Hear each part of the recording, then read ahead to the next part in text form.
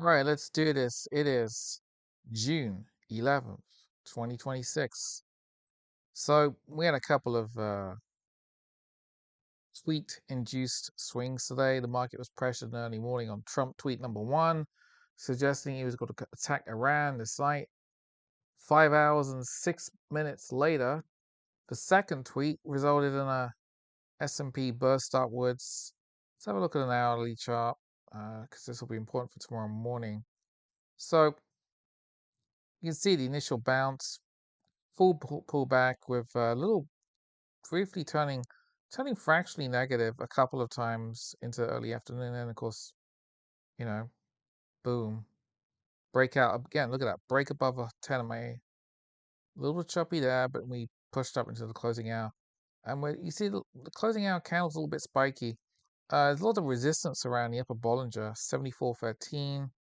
We have the 50% fib retrace, 74.29. Again, you got to want, again, the ultimate question now is 76.20 a key high? I don't know. Can the market even get up to teal gap? I mean, that's a big old gap there. Typically, most gaps get filled. So I could understand people looking for this to get filled. I think it's more realistic in last few days of June, early July. But yeah, is 76.20 a key high? I don't know. It's certainly a short-term high, but we even have a slightly divergent higher low here. I mean, so my guess is, this is my guess, Friday starts positive, 20, 30, 40 points, and then we roll over and we cool back. A lot of support around 73.40, 73.20 or so. Certainly, also for 10 MA is now going to act as support, so that'll be around 74.30 into the close. And again, by the way, look across to the left. Next week is a 4-day week. Friday is closed for Juneteenth. Thursday will be OPEX, and generally OPEX will be a chop fest. And because Friday is closed, I think Thursday is going to be a pretty quiet day. So if we do get any action, Monday, Tuesday, Wednesday would be the prime days, and then in theory Thursday will be quiet ahead of the long weekend. Anyway, let's move on. Of course, the VIX. Actually, we'll go back to the S&P daily candle chart just briefly. Today's candle is bullish engulfing, so probably going to be up a little bit early Friday. I'm still wondering if we're going to come down to the 100-day. Probably not next week, maybe not until the last bit of June. But again, note the 10 MA, 74.76. Look in the previous big down wave. Look how the 10 MA was resistance over and over and over and over again until we floored. Then we broke back above the 10 MA and just kept on going. I like it. You only get a little fake out here on the 10 MA, but even then it will rally back up. But anyway, bullish engulfing candle on the S&P. VIX has a mirror candle, bearish engulfing candle. That leans bearish VIX for early Friday, bullish equities early Friday.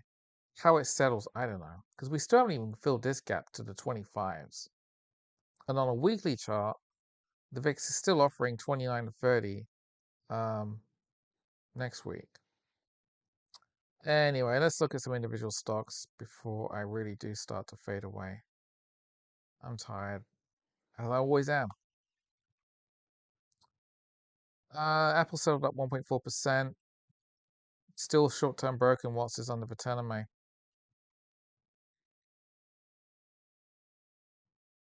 Archer Aviation up 5%. So there's a lot of bullish engulfing candles today. That's really the theme. There's one. You can definitely argue, yeah, it's a bullish engulfing candle, bullish for Friday, at least part of it.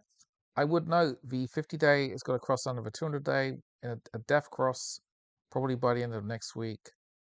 I'm still very, after the break, got to be net bearish the metals and the miners for at least a few more months.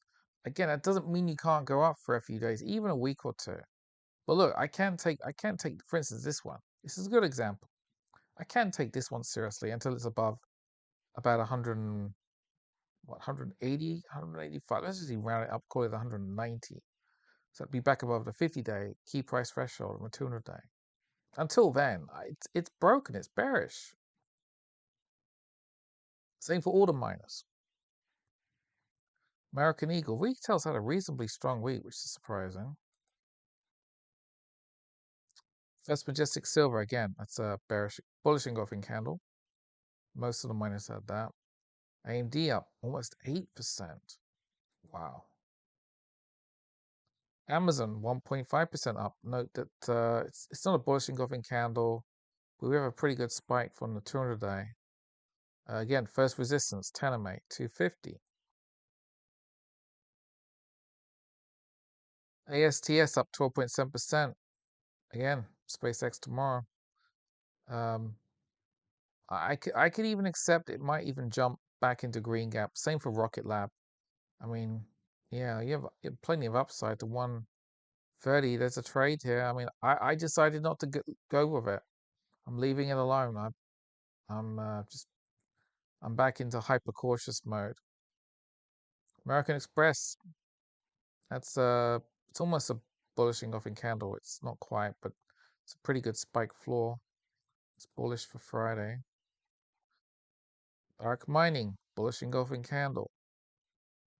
Again, bullish at least for a little bit, but the sector is still broken. Wow, Boeing was up 6. Bank of America had a breakout 3 days ago, Tuesday. And look at this, it did cool back, but it's got a spike from trend, which is actually pretty bullish short term.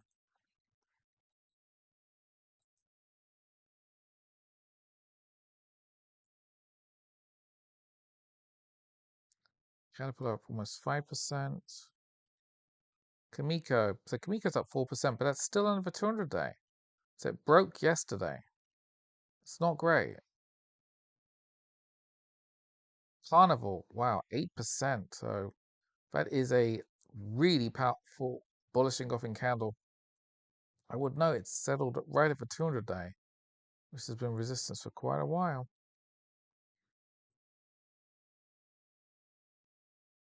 Cleveland Cliffs up 10.5%. Wow.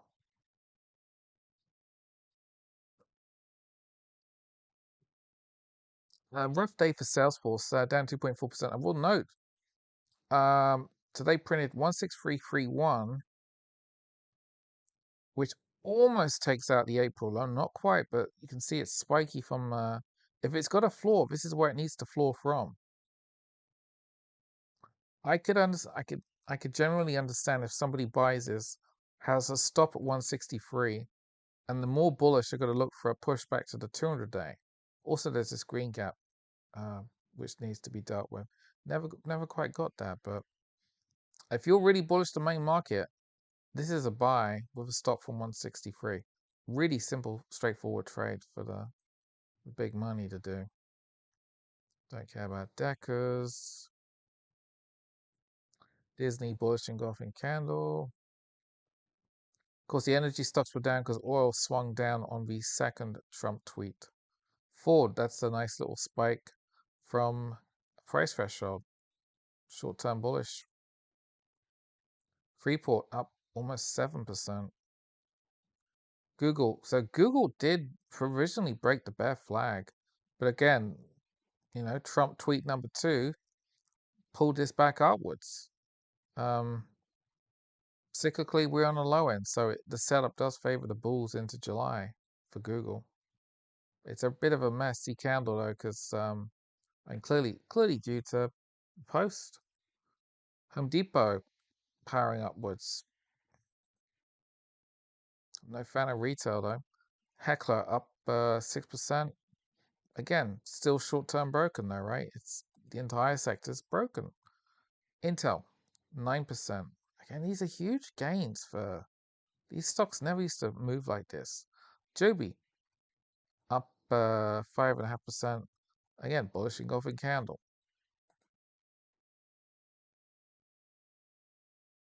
Much to say there. KKR up a little bit. Kinder Morgan down because of oil. McDonald's up a touch. Meta down 0.45%. I will say that because of the tweet, we did settle with a reversal candle, so that's bullish for early Friday. We're not far from the 520 low. If that low gets taken out, and I'm guessing it will eventually, that would give a provisional confirmation that Head and Shoulders is going to play out.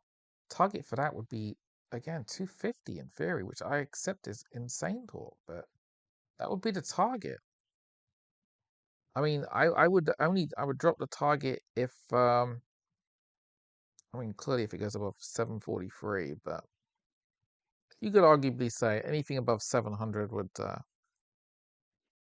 kind of negate the Head and Shoulders structure. MP Materials up almost 7% because of the main market. Microsoft though not great, down 1.8%. I mean, you could argue structure's a little bit spiky from this threshold here, but it's not great, right?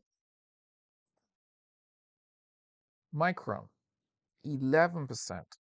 Oh yeah, that reminds me of SanDisk, SNDK, if I could type it correctly. SanDisk up 14.5%, new historic high, $1,895. Clearly, if the main market's up to some degree tomorrow, it's going to be trading in the 1900s. It might even just go straight to 2000 tomorrow. I mean, literally $100 would only be 4 or 5%, ironically. I mean, this is insane. Look at this. This is truly incredible. SanDisk was up $238 today. This stock was only $238 in January. It's gone up more in a day than the entire company was worth in January. That would make, I mean, that's the sort of post I'd read on other people's websites in the past, but it's a profound point. It's gone up $238 in a day than it was worth in January. And of course, looking back, this was $40 in August, and of course, memory prices have gone up by roughly, depending on what product, by roughly a factor of 10. So $400 to $500 SanDisk would have been kind of appropriate, but earnings have gone exponential, and it's probably making $85 a year, maybe $100. In which case the PE is only like 18, 19, maybe 20 on the high end. That's incredible though. $238 in a day for a stock that was worth that at the beginning of January. Yep, that's wild. Moving on. Netflix struggling. Nike up 4.5%. Again, I don't like this one. This is clearly going to get kicked out of a down. There's no doubt about it. Just a matter of, probably before year end. Nvidia up 2%. I mean, again, relative to things like SanDisk and Micron, it's positively boring, relatively.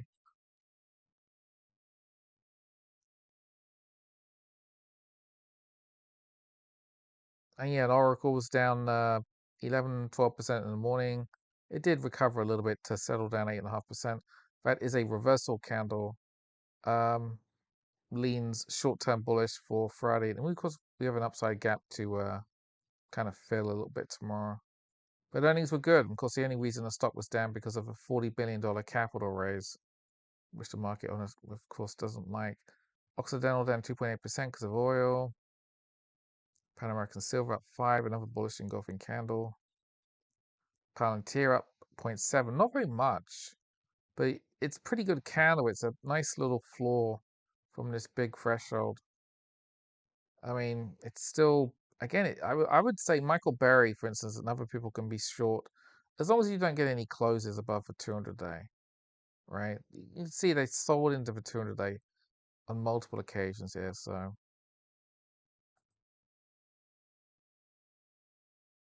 PayPal, don't care.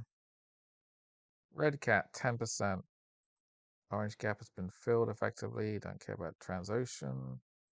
Rocket Lab, again, 9.3%. It's, one up day. So here's the thing. Here's my concern with Rocket Lab. I think SpaceX is going to be up maybe 25 to 50% tomorrow morning, which could easily see Rocket Lab up and ASTS up maybe 10, 15, even 20%. So we could get up. I mean, 20% gain would be $22. That would get you to 130-ish. That would get you to teal gap around here. But I would be mindful. My guess is that they will sell SpaceX off. Again, it's a vain guess, but I wouldn't be surprised to see them sell it off tomorrow, especially in the late afternoon. And if that's the case, the space stocks will be dragged down as well because the market might get spooked. So, and the ultimate concern should be for anybody buying this yellow gap, 86.78. So it could be a really wild day tomorrow. If this jumps to maybe teal gap, but then you could have a massive downside reversal, and get down to yellow gap. It's even possible it could happen in the same day. This could be wild. Again, I like this company for the long term, but if you assume the S&P the main market gets knocked down between now and the midterms, I think this is going to go way back down, probably at least down to the March low of 56. Remember, this company doesn't make any money. It had a loss of 7 cents recent earnings. Not great, right? Not great at all. There was the earnings. There was the earnings candle there, I think. Yeah, that was earnings. It kept on going for a couple of weeks. But it doesn't make any money yet. Of course, neither does SpaceX. So, best guess, short-term bullish for Friday, but net bearish. This gap is going to get filled sooner or later.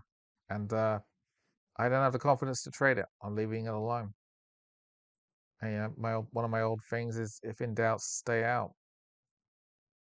Just leave it alone. Target. That is a new cycle high. That's pretty impressive. Retail's had a good run recently. The Tesla up 4.6%. Today's candle is pretty spiky on the lower end, so short-term bullish. I would note resistance of a 10 MA 409. So we could be up. I think there's a good chance of being up at least 405 tomorrow, maybe 410 briefly. And of course, there is, the chatter that SpaceX is going to merge into Tesla. Again, when that is it not until next year? I have no idea. I don't know what the schedule for that is. I don't know whether they'll want to do it quickly. I think they should do it as quick as they can. Why wait? Just get it merged into SpaceX for various reasons I'm not going to go into now, but just get it done with. Another bullish engulfing candle for take two. Wow, look at that, United Airlines. So it was down initially because oil was up in the morning on Trump tweet number 1. And then Trump tweet number 2 saw oil get crushed and the airlines soared, literally. That's a hell of a candle. That's a bullish engulfing candle. UPS, 5% helped. Again, the transports are going to be helped by lower oil. And there's Exxon, initially up, but then dragged down by second Trump tweet. That's a problem. You could even argue there's a head and shoulders here. That would be the right shoulder. And this is kind of just a little bit of top before we break down to maybe the 200-day.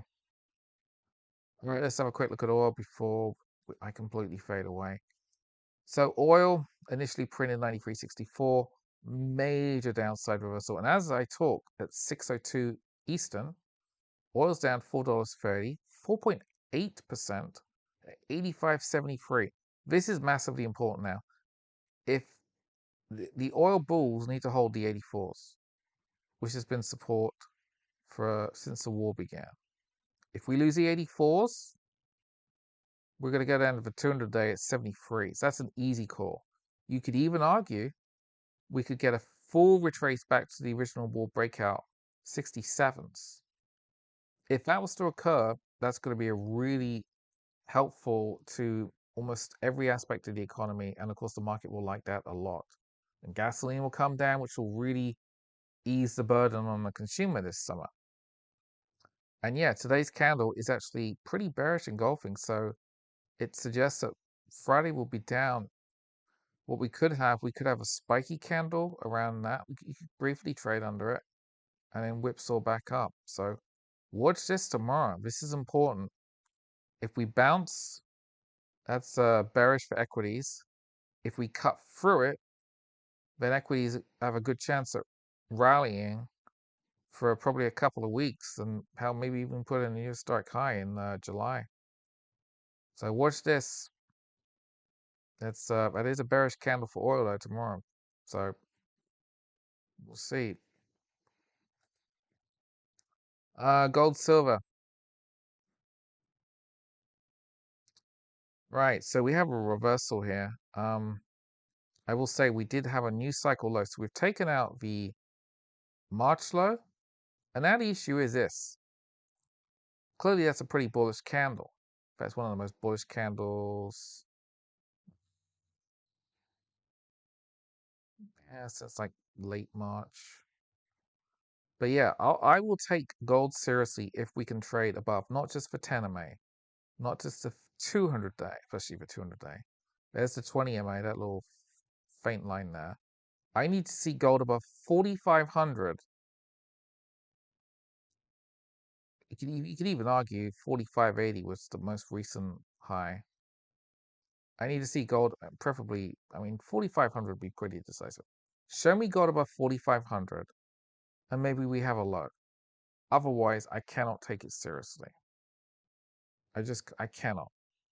This is, I mean, look, despite the fact it's up right now, this is the 5th daily close under the 200 day, which is massively important.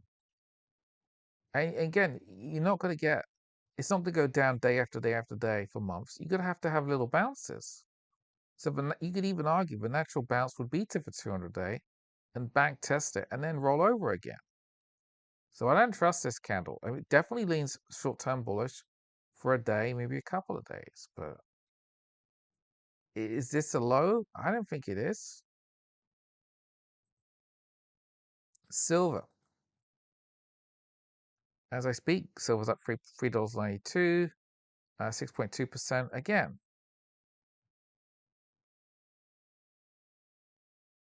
Now silver's a bit stronger than gold because that's just being propped up by the main market. So we're now challenging the 200 day.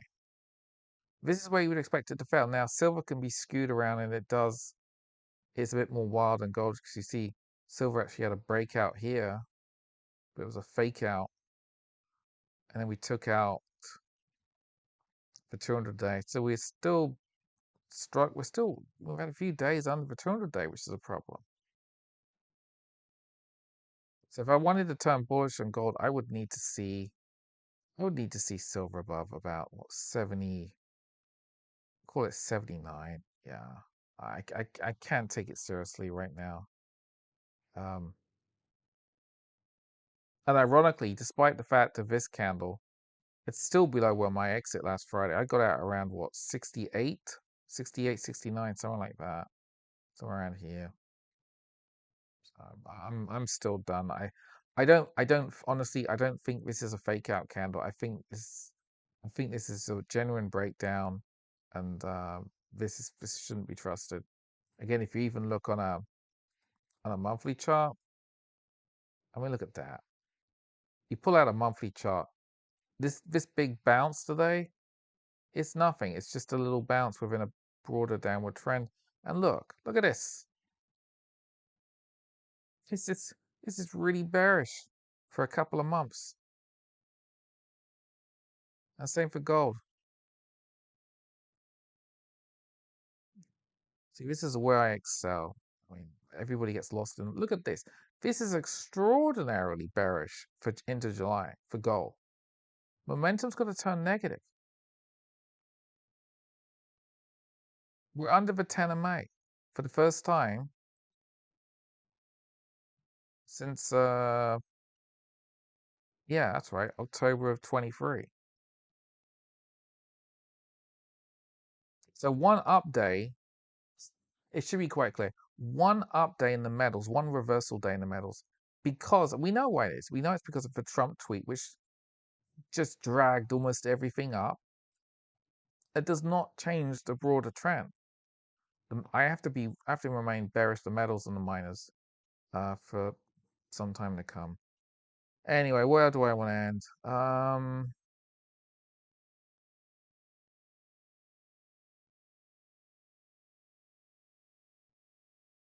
Yeah, we'll end with this. So, you know, bullish engulfing candle should be bullish for early Friday. And we'll have to see. The big issue, of course, tomorrow will be SpaceX. Does SpaceX open up quite a bit and just keep going up? Or do the sellers come in? And I think the sellers will come in. But even if they don't, I think between now and the midterm, SpaceX should get dragged back under 100, which would make for a far better buying level. I mean, this is the thing, right? There could be people panic chasing SpaceX tomorrow morning and afternoon. Maybe anywhere, it could be anywhere from 150, 175, even 200. And they're going to be buying right at the top. And it's entirely possible that they're going to be holding all the way down under 100 later this summer. And then some of them will even capitulate near the lows. Because I highlighted during my trading day today, I dug up an old post for Facebook from May of 2012, and Facebook started on a positive note, but they ground it down across the day and had a gigantic black spiky candle, and then they sold it off for about 3.5 months. They basically cut the stock down by 50%, and then it floored, and then went up for a good decade, because it is an extremely successful company. Same as SpaceX should be on a long-term basis. Anyway, I wish you a good evening. Have an entertaining Friday, and SpaceX should be